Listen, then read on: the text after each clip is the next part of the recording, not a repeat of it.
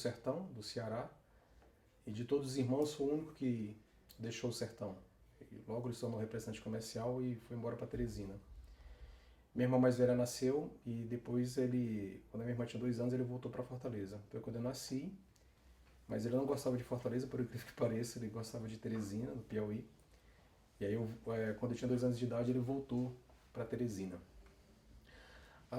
Assim, eu não tenho boas lembranças da minha infância. Minha infância foi bastante difícil porque meu pai tinha um problema com alcoolismo. E a parte disso, um aspecto positivo, ele incentivava a gente bastante a ler, né? Meu pai prezava muito que eu e minha irmã mais velha lesse muitos clássicos da literatura. Então em casa a gente tinha Monteiro Lobato, tinha os irmãos Grimm. E além de eu morar num bairro bastante complicado, era um bairro condições sociais bastante difíceis e assim, eu sofria muito desde cedo por gostar de ler e que não correspondia àquilo que era o interesse dos meus colegas na rua. Então eu buscava muito refúgio nos livros. No caso, eu gostava desde cedo, assim, os irmãos Grimm me interessavam mais do que o Monteiro Lobato, talvez pelo aspecto sombrio que há nos contos dos irmãos Grimm, ainda hoje é algo que me fascina e há pouco tempo eu reli e sempre procuro reler, então esse aspecto do terrificante, do terror, sempre me chamou muita atenção. Pela decisão de me tornar escritor, teve um aspecto bastante interessante que foi uma semana antes do meu pai falecer. Ele faleceu de câncer, ficou um ano doente, câncer na garganta, e aí eu tive uma espécie de sonho em que, não sei se foi Deus ou se foi alguma espécie de demiurgo que fazia uma espécie, chamava, invocava que eu deveria escrever e me tornar um escritor. Na época eu não tinha a menor ideia de como se fazer isso, né? Isso só veio bem mais tarde, mas isso ficou presente assim como desafio. E aí eu comecei, a partir dos 13 anos, eu comecei a me interessar mais, fazer isso como uma espécie de plano, vocação de vida, né? Buscar leitura, já comecei a ler. E aí também, depois que ele faleceu, a gente ficou numa situação difícil, eu vim embora para Minas Gerais, morar com um primo meu. Passei um ano, não aguentei, era muito novo, tinha 13 anos. E aí depois de um ano eu voltei a morar com minha avó paterna, numa cidade chamada Parnaíba, uma cidade que fica no litoral do Piauí.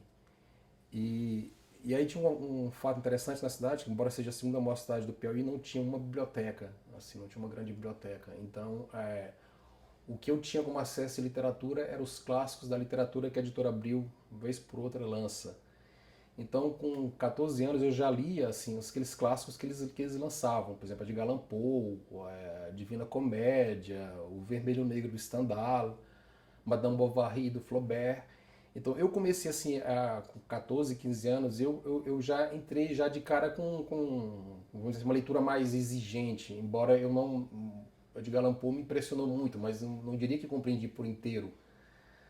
Mas esse contato inicial já com esses grandes escritores talvez tenha feito com que eu desenvolvesse um certo apuro de exigência para com os outros escritores. Assim, eu via que os clássicos tinha algo de um desafio maior, né, para com o leitor, para comigo, e que esse desafio não poderia ser diminuído. Então, aí esse fascínio pelos clássicos começou muito cedo. Então comecei a fazer uma biblioteca particular, comprava livros, até assim, tem um aspecto meio engraçado, porque minha avó, eu que pagava as contas na casa da minha avó, morava eu, minha avó e um tio, né? Depois esse tio saiu, então era praticamente só eu e minha avó e mais uma tia. E eu, como eu pagava as contas de água, luz, telefone, eu sempre enganava a velhinha no troco, né? Para ter dinheiro para sobrar, para comprar esses livros que saíam, acho que na época eram semanais os livros que saíam nas bancas de revista. E aí com 17 anos eu fiz concurso do Banco do Brasil, porque eu tinha que ajudar minha família, né? Comecei a trabalhar muito cedo e fui para o interior do Nordeste. Mas aí sim, sempre fica aquela coisa, um interesse pela literatura, eu via que o banco me deu uma estabilidade econômica, financeira, mas não era aquilo que eu queria, não era aquilo que me satisfazia como ser humano. Eu tinha que buscar levar isso adiante, né? Isso que foi manifestado, assim, esse momento epifânico, uma semana antes do meu pai morrer. E o desafio seguinte seria como eu poderia fazer para deixar o banco ou voltar a fazer um curso universitário, que era o que eu tinha como plano. Achava que se fosse fazer um curso de letras, isso iria me ajudar no encaminhamento da minha carreira como escritor. Inclusive, essa experiência não foi de toda ruim, porque no meu romance, As Almas se Quebram no Chão, o personagem, Marco, ele passa um tempo no interior do Maranhão. Na verdade, ele termina a vida dele lá, né?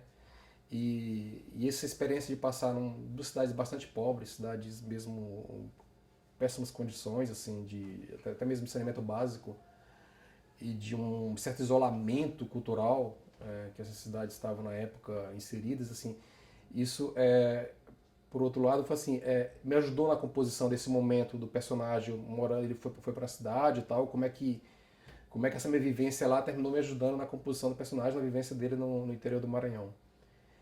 E aí, posteriormente, eu conheci um primo, na verdade eu não conhecia, um primo que tinha morado 11 anos na União Soviética. Foi nessa época, depois do final desses 4 anos no interior do Maranhão, e eu sempre tentando transferência para uma capital para fazer um curso universitário. E não conseguia, sempre, todos os anos eu entrava com pedido e sempre não, não, não. E aí esse meu primo estava vindo da União Soviética, tinha passado 11 anos. E aí eu perguntei para ele se não seria possível morar na União Soviética como estudante, tal, porque eu queria largar o banco, voltar a estudar, porque até levar adiante assim, essa minha pretensão de me tornar escritor. E ele disse que sim, que conseguia tal, mas no final das contas ele não conseguiu. Terminou não acontecendo, a bolsa, ele tentamos 2 vezes, ele não conseguiu, não sei se ele tá fazendo algo mais para me agradar do que se esforçando realmente para ir atrás dessa bolsa. Eu resolvi por minha conta e escrever para as embaixadas de países. Na época eu me lembro que não tinha internet ainda, obviamente.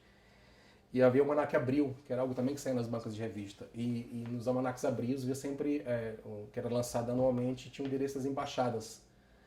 E eu fui escolhi 22 embaixadas de países que eu achava interessante para morar, a maioria na Europa, obviamente.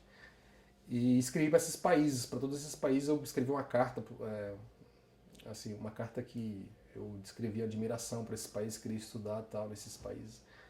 E todos eles responderam, assim, nenhum desses países deixaram de responder. O problema é que nenhum desses países dava bolsa de graduação. O único que dava bolsa de graduação era a Alemanha Oriental, só que eu teria que pagar. E na época era uma fortuna, era $6.000 por ano. Em 5 anos daria $30.000, uma fortuna, não tinha menor condições. Mesmo no momento assim, inicial, pensei, não, eu vendo tudo e vou para estudar na Alemanha Oriental pagando. E aí paguei uma taxa na época de $500, que era uma burocracia terrível. Você tinha que pedir autorização para o Banco Central para pagar essa taxa. E o Banco Central autorizava. Só que eu percebi que era muito dinheiro e não tinha mínima condição de pagar esses $30.000. Aí tem essas coisas, as coincidências da vida. Uma vez aí eu consegui transferência, nesse tempo eu consegui transferência para São Luís. E em São Luís eu comecei a fazer francês. Me interessei em fazer francês. E uma vez eu fazia academia próximo do trabalho, do banco. Encontrei com o meu professor de francês lá. E aí eu comentei com ele que estava pleiteando uma bolsa para a Alemanha Oriental, só que eles queriam que eu pagasse, era muito caro, tal, não tinha condições. Eu queria saber se não conhecia ninguém que tinha morado na Alemanha. Ele falou assim, eu conheci uma menina que morou na Alemanha. Eu disse, não, mas o problema é que eu quero a Alemanha Oriental. Ele falou, não, essa menina morou na Alemanha Oriental. Aí ele me deu um contato, né? Eu entrei em contato com essa garota. E aí tem uma história interessante que o pai dela era do Partido Comunista, né, que na época tinha mudado o nome para PPS, que era o partido do Roberto Freire, né, Roberto Freire estava na frente do partido. E aí eu conheci o velho, eu contei minha história, meu pai foi comunista, meu nome é homenagem a Karl Marx, e eu estou atrás dessa bolsa, só que eles querem que eu pague, não tenho condições de pagar. E eu queria ver se conseguiria uma bolsa por conta do governo da Alemanha Oriental. Eu falei assim, a gente pode tentar. E aí teve uma outra coincidência interessante, né? Essas coincidências assim, que nos marcam e são muitas vezes a nós favoráveis, é que era época de eleição para presidente. E eles estavam dando bolsas, assim. A Alemanha Oriental deu 4 bolsas. E eu terminei conseguindo, através da assessoria do Alberto Freire, e foi como eu fui para a Alemanha Oriental. Fiquei 1 ano em Leipzig, onde tive que aprender o alemão. As aulas eram bastante extensivas, porque era todos os dias, de 8 às 2 da tarde, e aos sábados também tinha aula. Os sábados as aulas eram mais curtas, de 8 às 12. E depois você fazia um teste no final para saber se você tinha passado nas 4 avaliações que fazia sobre a aptidão do aluno no idioma alemão. E aí eu passei e fui para Berlim. Aí tem algo interessante, porque eu militei desde cedo na esquerda, por causa da influência do meu pai, né? Com 13 anos eu já era, assim, vamos dizer assim, um maoísta, porque meu pai admirava o Mao, né? Meu pai nunca deixou de admirar o Stalin. E Só que quando o Stalin morreu, que veio lá o Congresso, acho que em 1956, o Congresso do Partido Comunista da União Soviética, em que o Khrushchev descreve todos os crimes do Stalin, abre mão e mostra todos os crimes do Stalin, então houve um certo desânimo em toda a esquerda mundial. E no caso específico do meu pai, acho que ele terminou imigrando, assim, ele terminou colocando o mal como aquele que seria o grande personagem da história do movimento comunista que ia levar os ideais do Stalin adiante, né? Então meu pai, inclusive o apelido dele era Mal, e eu não entendia muito bem quando era criança, que às vezes eu saía com ele, queria beber numa praça que havia em Teresina, uma praça chamada Praça do Liceu, e os amigos dele chamavam ele de Mal. E eu achava muito interessante, Mal? Como assim Mal, né? E aí depois que eu entendi que era por causa de Mao Tse Tung. Então assim, quando eu comecei com os 13 anos, comecei essa leitura tal, por influência, eu poderia me considerar marxista, porque era garoto ainda, mas eu já li alguns textos, por exemplo, o Livro Vermelho do Mao Tse Tung, né? Eu já li, assim, não entendia muito, obviamente. E depois a minha irmã mais velha começou a namorar com um rapaz que ele era trotskista. E ele estava fazendo a minha cabeça, né, para me tornar trotskista. Então eu comprei, acho que um dos primeiros livros que eu comprei foi Minha Vida, do Trotsky.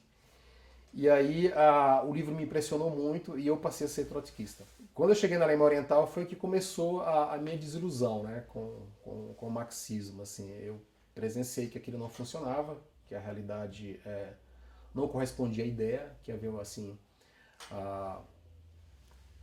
as pessoas não tinham... Eu me lembro que uma vez eu estava conversando com duas meninas, né, duas alemãs, e eu não falava alemão ainda direito, mas como eu já falava francês, e elas eram estudantes de francês na universidade.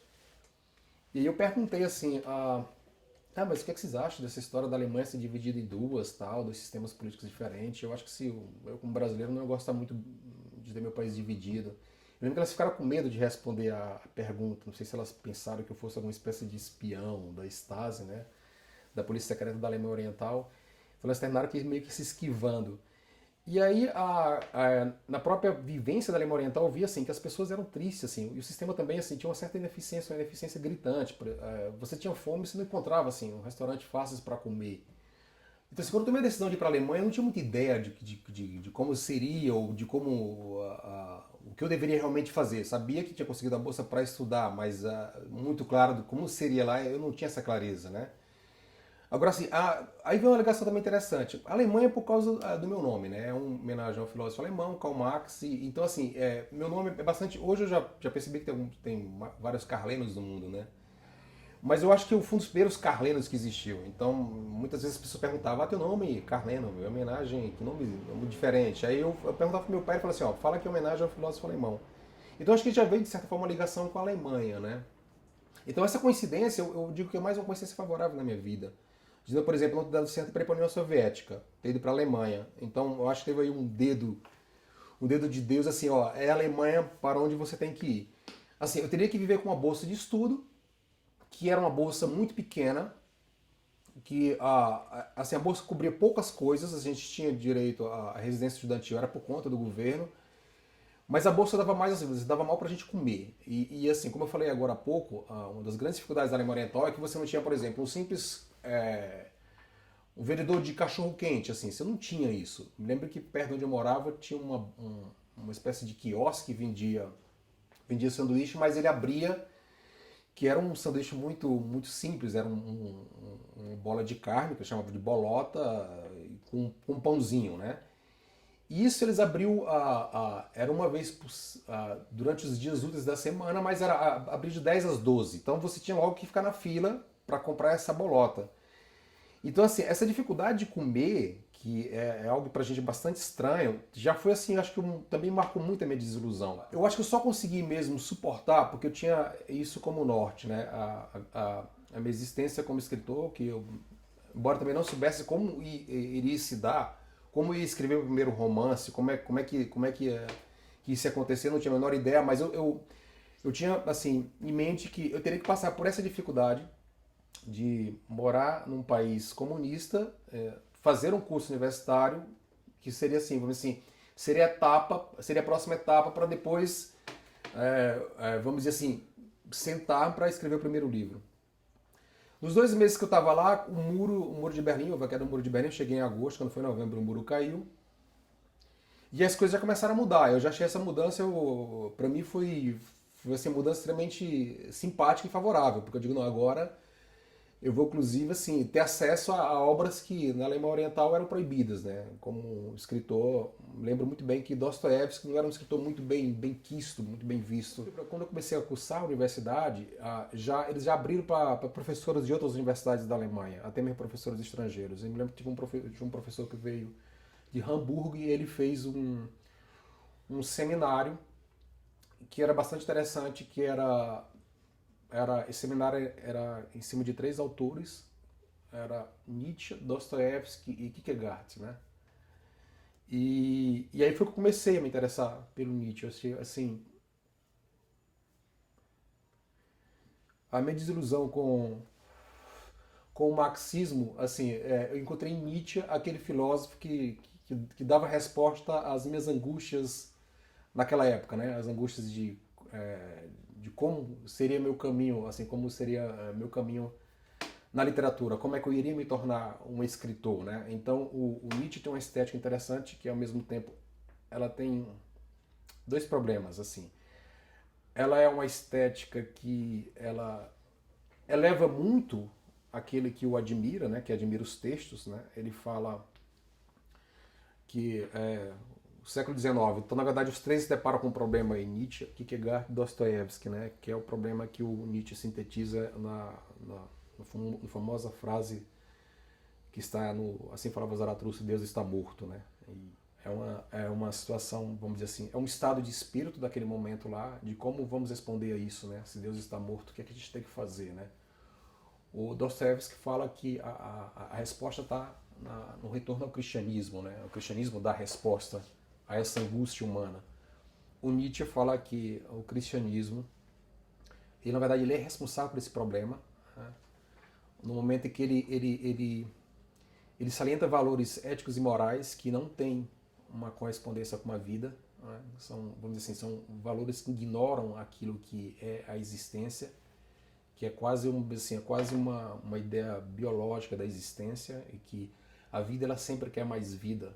Então quando você começa a moralizar a vida, você primeiro não dá a resposta apropriada a ela e você cria uma espécie de, vamos dizer assim, de uma realidade falsa. Né? Então a gente dizia assim que diante disso, diante dos valores do cristianismo, que são valores que estão aí em queda e não dão mais uma resposta à existência, o indivíduo tem que criar seus próprios valores. E o Nietzsche é um pensador extremamente elitista, em que ele fala que isso são alguns poucos indivíduos, né? Que aí ele desenvolve o conceito do Übermenschen, né? Que é o sobre-homem, ou super-homem. Essa tradução super-homem não é muito boa, porque lembra lá o herói, né? Das histórias em quadrinhos. Quando eu fiz meu mestrado, eu trabalhei muito com os textos deles, que são textos chamados são os textos de fragmentos, que não foram publicados em livros, né? Eu não me recordo agora a palavra que, como foi traduzido isso em português. E nesses textos ele salienta bastante que o super-homem, esse que consegue criar novos valores diante da situação, né, em que os valores os valores do cristianismo não conseguem mais dar uma resposta, em alguns momentos ele identifica alguns homens, Napoleão seria um, né? Goethe seria outro, né? Mas basicamente é o artista, né? Santo, por incrível que pareça, ele aponta alguns santos, e vamos dizer assim, um grande líder militar, né? No caso Napoleão. E aí eu peguei essa parte que é o artista e eu me via assim como assim como resposta à angústia, como eu falei agora há pouco.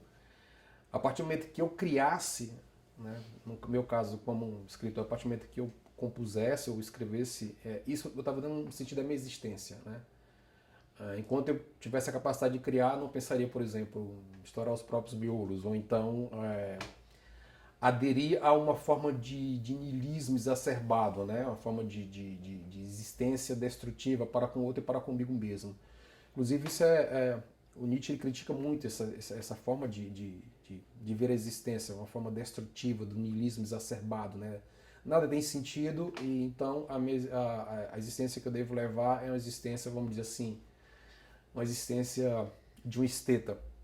uma existência que só os prazeres da vida é que me dão resposta. Nesse aspecto, ele se aproxima muito do Kierkegaard no livro do Kierkegaard, que foi o livro que a gente usou no seminário, que é o Ou, né? Na época a gente usou o texto alemão, que é Entiveda Oda, em que o livro começa com um personagem chamado A, não dá o nome, que é o esteta, né? Que é o artista, é aquele que ele encara a vida sob os olhos da arte, né? Então,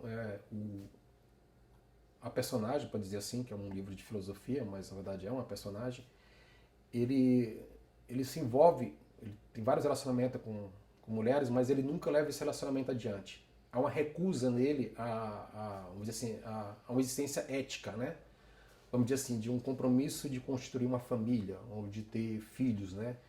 Ele sempre é aquele que tem uma visão privilegiada da existência, entre aspas, essa visão privilegiada, porque ele não se envolve com as responsabilidades da existência, que a existência nos coloca, então isso ele se sente privilegiado, é como se ele estivesse olhando de fora aquilo que acontece, né, no cotidiano das pessoas. Então ele vê o cotidiano que as pessoas levam, vai ser um cotidiano, assim, entre aspas, ético, ele vê como um cotidiano desinteressante, para ele não se interessa. Então ele é apaixonado pela peça pela ópera do Mozart, do Giovanni, mas ele só vai, ele ouve várias vezes, né, a ópera, mas ele sempre vê só uma parte. Ele chega no teatro, eu não sei se essa parte que ele gosta é a parte final, não me recordo mais, ou é a parte inicial da ópera, mas ele só vê essa parte. Ele não vê o começo ao fim, ele não vê a ópera inteira, ele só vê essa parte. Então, assim, é uma relação realmente de um esteta, de usufruir só alguns aspectos que lhe diz respeito, e não mais a respeito a ninguém. Então, nesse aspecto, a personagem A do Ou, ele termina tendo um ponto em comum com aquilo que o Nietzsche critica da existência estética sem sentido, que o próprio Kierkegaard vai criticar na segunda metade do livro, quando ele propõe uma existência ética ao problema, vamos dizer assim, sem saída, que é uma existência de um esteta. Então, para enfrentar o dia, eu li a frase do Nietzsche, que seria uma frase assim vamos dizer assim, seriam frases que davam um sentido para mim ter força para enfrentar aquelas dificuldades que é normal de um estudante num país estrangeiro. Então, a própria leitura que ele faz da literatura eu achava muito interessante, porque ele procurava sempre ler assim, um livro ou um escritor, ele só considerava grande escritor ou um grande livro se esse livro ou esse escritor, ou no caso da obra de um escritor, determinado escritor, ao final da leitura, ele, ao fechar o livro, o leitor se sentisse instigado a querer mais vida. Ele usa muito isso, querer mais vida, querer mais existência. Não ao contrário, assim, levar a um pessimismo para com a existência. O Nietzsche, por isso ele é um autor, um filósofo otimista. Então eu lembro que ele critica o Émile Zola, porque ele fala que o Zola ele procura retratar nos livros dele aquilo que há de pior na existência. Posteriormente, isso já foi no Brasil, eu comecei a me afastar do Nietzsche. Primeiro porque eu percebi assim, antes mesmo de ler qualquer crítica ao pensamento dele, eu tinha para comigo assim, não, Nietzsche é o grande filósofo, né? Fiz mestrado. Pensei até em fazer doutorado, alguma coisa sobre ele, mas eu terminei desistindo, porque eu falei assim, não, eu tenho que deixar o Nietzsche de lado e começar a ver outros autores, porque senão eu não quero me tornar um especialista, nunca tive a pretensão de fazer carreira acadêmica. Assim, me tornar um professor universitário e me especializar num autor específico, num filósofo específico, ou num historiador específico, eu também fiz curso de história lá, porque eu achava que haveria aí uma espécie de obstáculo àquilo que eu ansiava, que era a minha carreira como escritor. Então, em algum momento aqui já no Brasil, eu resolvi me despedir do Nietzsche. Não li mais, né? Faz tempo que eu não li o Nietzsche, assim, não. Eu digo, eu resolvi enterrá-lo, né? Ele mesmo fala isso, né? Ele mesmo fala que o discípulo, em algum momento, tem que enterrar o mestre. Isso eu fiz com ele, né?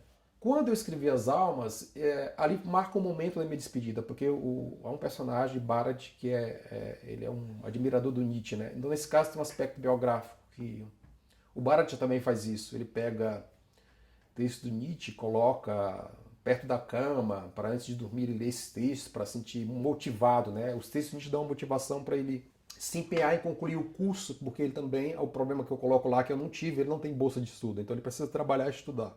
O que eu percebi ao compor o Barat, também já era o meu momento de despedida do Nietzsche, é que eu acho que a filosofia do Nietzsche, acho não, tenho quase certeza para a minha própria experiência e leitura que eu fiz do mesmo, é que ele não dá um sustento à existência humana. Assim, tem algum momento que o pensamento dele começa a não te levar adiante, né?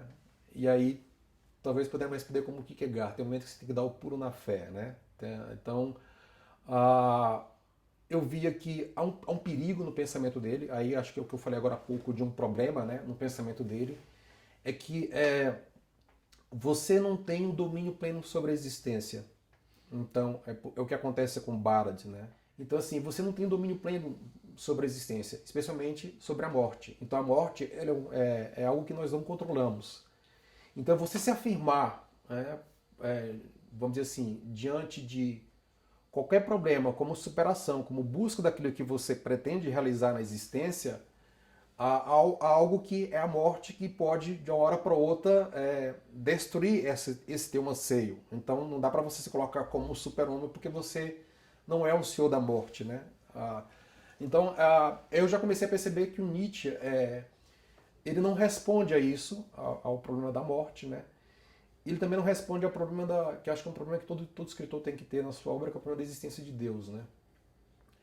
E diante das dificuldades da vida, você precisa de algo maior do que só, vamos dizer assim, do que sua própria capacidade humana de lidar com esse problema. Não é um filósofo que vai te dar essa capacidade de você enfrentar a existência. Você precisa de uma força maior.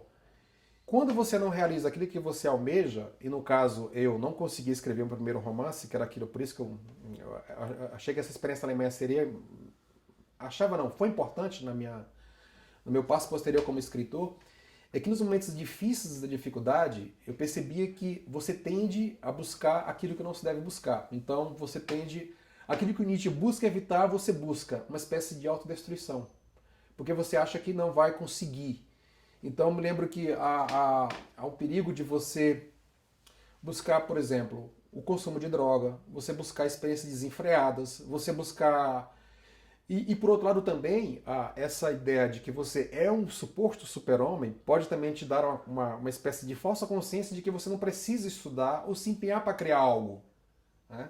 Que é a ideia bastante banal que nós temos do poeta de boteco. Né? Ele acha que só com a inspiração, né, que inspiração na verdade ela quase não existe, você tem momentos quando escreve, no meu caso escreve, você tem alguns...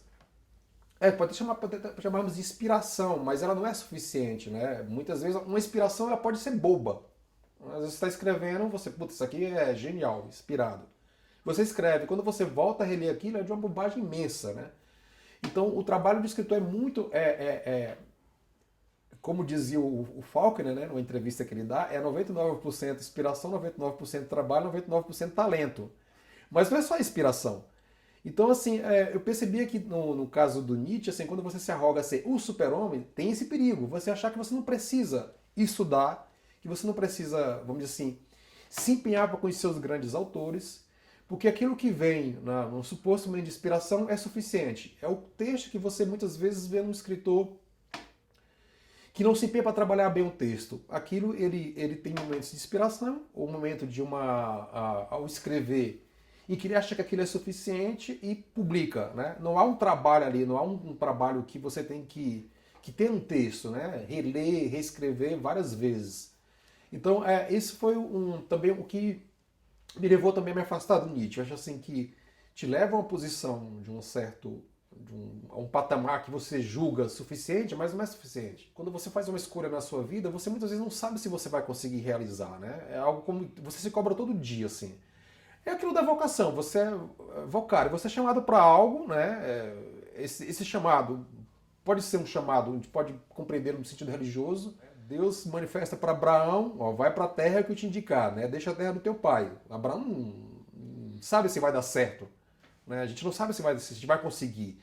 Mas esse chamado é algo que é melhor você escutá-lo do que você ignorá-lo, porque ignorar a tua frustração pode ser maior no final da tua existência. Então, a ordem desse chamado você tem toda uma trajetória a percorrer, e uma trajetória que não é fácil, uma trajetória de muita dificuldade. E toda essa trajetória, você sempre está acompanhado pela dúvida. Serei capaz de conseguir realizar isso? E toda a minha trajetória, quando eu resolvi me tornar escritor, assim, serei capaz de um dia escrever um romance? Nesse tempo que eu passei na Alemanha, você não tinha interferência no dia a dia da política na tua vida. As decisões eram tomadas, mas assim, as decisões elas nunca, vamos dizer assim, elas nunca seriam desfavoráveis, elas nunca iriam afetar a tua vida de tal forma que tornaria a tua vida um inferno. E no Brasil, que eu percebo, desde que eu voltei, é uma forte, especialmente no tempo para cá, vamos dizer assim, acho que desde do governo, do primeiro governo Lula, é uma forte penetração da política em nossas vidas. Assim. Então a política passou assim, ela inferniza nossas vidas e você parece que é chamado a tomar uma posição. Não que eu digo que eu acho que você tem que ser a lei ou a política, mas o ideal é que ela interfira o mínimo possível na sua vida. Então, só para dar um exemplo, no tempo que eu passei na universidade na Alemanha, só houve uma greve. E você pega as universidades brasileiras, elas estão mais tempo em greve do que propriamente funcionando. Né? Se eu acompanhava a política na Alemanha, às vezes eu acompanhava, mas isso assim, não afetava o meu dia a dia, não afetava o meu cotidiano. Assim, você está lá para estudar, a universidade oferece todos os meios possíveis para você estudar, né? Todo departamento tem uma biblioteca, tem duas enormes bibliotecas em Berlim e você só não estuda se você não quiser. Na verdade, você tem aula de manhã, de tarde, de noite, você tem assim, refeitório, os cafés estão abertos, assim, você tem uma vida intelectual bastante intensa. Aqui no Brasil, especialmente no tempo para cá, você assim, se você não faz parte de um certo determinado grupo político, esses espaços são fechados, né? Até mesmo qualquer expressão de pensamento é muito levado assim, não há um respeito pelo pensamento diferente, né? O Facebook, de certa forma, é um desvio das coisas importantes da vida. Você passa horas e horas no Facebook escrevendo frases, muitas vezes de efeito mal escrita, e você achando que você adquire cultura daquela forma, é algo que está presente no estudante brasileiro e que é um problema. Então, assim, meus alunos, o que eu percebo nos meus alunos, eles não leem muito pouco e tudo assim, toda forma tudo aquilo que eles leem é tirado da internet. Às vezes eu faço seminário, eu sou professor de história, dou aula de contemporânea um e 2. Contemporânea 2 eu uso o livro do Paul Jones, Os Tempos Modernos, assim. E eu divido, como eu uso o mesmo método que a gente usava na Alemanha, você fecha por todo semestre em cima de um livro. Então eu pego o livro lá, o livro tem, sei lá, mais de quase 30 capítulos, eu pego e divido a sala em grupos e cada grupo apresenta um capítulo. Mas é impressionante como grande parte dos alunos, eles não leem o capítulo, assim, eles não leem o texto do Paul Jones. Se, por exemplo, se o capítulo fala da ascensão do Hitler ao poder, eles vão buscar algo da internet. Assim, há uma espécie de ojeriza ao texto, uma espécie de pavor ao texto. Na internet eu encontro, assim, parece que as pessoas estão sendo assim, aos poucos moldadas para achar que aquilo que eu vejo numa tela é o texto, quanto não é verdade. Porque muitas vezes, quando você não tem, vamos dizer assim, um suporte cultural, você escolhe a primeira porcaria que você encontra. E isso é muitas vezes o que acontece. Todos os meus momentos mais desesperadores da minha vida, a leitura sempre estava ali, os livros sempre é o companheiro silencioso, assim, e um companheiro que não apenas dá resposta àquilo que te instiga, mas também te dá amparo e te aponta o norte. Então, eu não tô assim, eu não diria que. Eu acho que a leitura é fundamental, não sei, porque talvez desde cedo eu gosto de ler, a gente gosta de ler, então fica até difícil meio de responder, mas eu não consigo conceber uma existência sem um livro, uma existência sem a leitura, uma existência sem a aquisição do conhecimento, sem a aquisição daquilo que nos faz seres humanos, né? Que é buscar a elevação do espírito, buscar a formação, assim, buscar o cultivo do intelecto, né? O cultivo das coisas que são importantes na existência. E é isso, na verdade, que permanece, né? A gente falamos agora de vários escritores que já se foram há muito tempo, mas estão aí. Então você pega um personagem como o Don Quixote, Sancho Panza, são personagens que estão há 500 anos aí e estão vivos ainda. Por que a literatura russa é tão fascinante e atualmente, assim, outra literatura, claro, falando no modo geral, a literatura que me fascina muito, a literatura norte-americana, especialmente a literatura do Sul, é porque você são escritores que não colocam a ideologia como ponto ali de, vamos dizer, eles não buscam vender na sua obra uma ideologia. Eles não fazem pregação política, eles não querem que você ah, adira a uma determinada linha de pensamento político. Ele quer que você...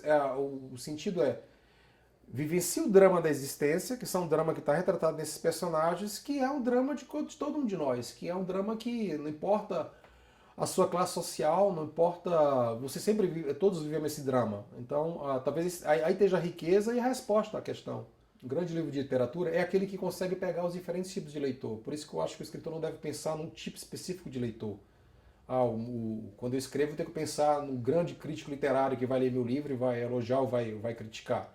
Não, você tem que escrever, pelo menos eu procuro fazer isso assim, de modo que mesmo um leitor que não tenha a vivência que nós temos de literatura, de leitura, né, de leitura assim, de grandes autores, essa pessoa vai apreciar a leitura. Então, assim, acho que um bom livro de literatura consegue atingir os diferentes tipos de leitores. Desde os leitores que é uma pessoa simples, sem muita carga de leitura, desde uma pessoa erudita, desde uma pessoa que conhece a literatura a fundo, né? Então, quando o livro consegue isso, consegue... Basta pensarmos no teatro de Shakespeare, né? O teatro de Shakespeare não era apenas assim, para aquilo que havia de mais erudito na época. Desde o povão ia aos teatros de Shakespeare e via ali algo que lhes dizia respeito. Então, as peças de Shakespeare conseguem atingir os diferentes públicos. Eu acho que isso um grande romance também consegue isso, né? E também tem um aspecto também que Shakespeare não está vivo para dizer, mas também é um aspecto muito interessante da literatura que isso me agrada bastante. O leitor percebe algo que eu mesmo não percebi. Então isso me fascina. É como se você conta a história, mas sempre escapa algo que você, ao compor ou escrever, não percebeu. E o leitor vai e percebe. Né? Um exemplo nas Almas que se quebram no chão é que o personagem mais maléfico aí é o Bocas, né? Ele vem da Rússia, ele vem da União Soviética, né? Chega em Berlim, onde a história se passa. E o nosso amigo Gessé de Almeida Primo, que é o cabra que mais entende de poesia atualmente no Brasil, ele fez uma observação muito interessante. Ele falou assim, olha, o fato do Bocas vir da Rússia lembra a profecia de Nossa Senhora em Fátima, de que os males da Rússia iriam se espalhar pelo mundo. Acredito que um bom texto de literatura ele não se esgota, né? Ele sempre existe leituras e releituras. E cada leitura que você faz, você descobre algo que você não percebeu na primeira leitura. E o Advento? O Advento, vamos dizer, ele tem dois pais, assim. Um é Don Quixote, né? Que o Don Quixote, ele narra várias histórias, né, novelas, e ele conta a história, a novela dele chamada O Marido Impertinente, que é a história de uma personagem, de um personagem que ele é casado e vive muito bem lá com uma esposa, e de um momento para outro ele pede para o melhor amigo dele dar em cima da esposa, né? E no final termina, o amigo se recusa em princípio, mas termina acontecendo e é um envolvimento e ele termina, não me recordo mais se eles ficam juntos, mas ele termina se frustrando, porque acontece, o amigo, né, fica com a esposa o trai e aí ele termina vivendo a frustração que vem de um desejo absurdo. E o outro livro que eu, de certa forma, baseio é O Eterno Marido, do Dostoiévski, né? Que também tem uma personagem que ele só consegue amar se tem um admirador dessa pessoa que ele ama, né? No Advento, o personagem principal, que chama-se Semei, e o personagem é tirado da Bíblia, que é um personagem que sempre me impressionou muito, que é um personagem que quando Davi está sendo perseguido por Saul, ele sai de casa e começa a xingar Davi. Ele chega a jogar pedra em Davi. E depois esse personagem, quando Davi assume o trono, né, e Davi fala para ele, ó, tu não podes mais sair da tua casa. Davi impõe uma punição a ele, que ele não deve sair de casa. E o Semei aí tem um aspecto trágico, triste. Um burro que ele cria, ele se solta esse burro e o Semei sai de casa para ir atrás do burro. E o Davi sabe disso e o Davi condena ele à morte. Então o personagem principal do Advento chama-se Semei. E o Semei também tem uma correlação, assim, ele tem uma relação mais ou menos com a namorada, que depois eles terminam casando, que é parecido com a do eterno marido e do marido impertinente. Ele só consegue sentir atração pela namorada se houver uma espécie de rival ou de alguém que se interesse por ela. Então, assim, é um homem que, no caso, a personagem, né, ele é um homem que se fecha à graça por uma escolha errada. Então, isso é um aspecto do livro que eu trago no Advento. Assim, é como se fosse assim, opção pelo mal pela aberração do amor. Muitas vezes há momentos que você pensa em desistir, mas como eu disse, é aquilo que você sabe fazer e você leva adiante o trabalho.